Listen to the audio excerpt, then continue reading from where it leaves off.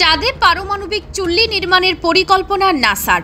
বিস্তারিত দেখুন অগ্রযাত্রা ডেস্ক রিপোর্টে।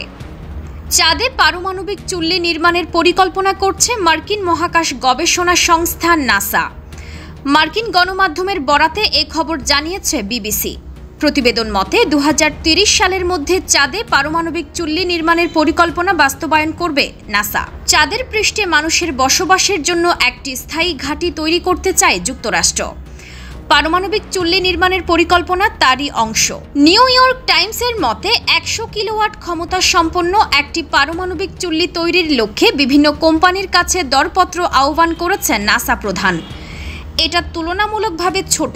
একটি সাধারণ উইন্ড টারবাইন 2-3 মেগাওয়াট বিদ্যুৎ উৎপন্ন করে।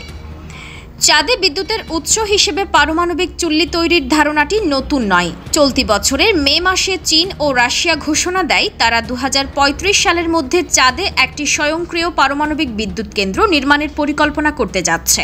এর ফলে চন্দ্রপৃষ্ঠে নিরবিচ্ছিন্ন বিদ্যুৎ সরবরাহের জন্য সর্বোত্তম বা সম্ভবত একমাত্র উপায় হবে বলে মনে করছেন অনেক বিজ্ঞানী। নাম প্রকাশ না করে নাসার এক জ্যেষ্ঠ কর্মকর্তা পলিটিকোকে বলেছেন, এটা দ্বিতীয় মহাকাশ দৌড়ে জয়ী হওয়ার বিষয়।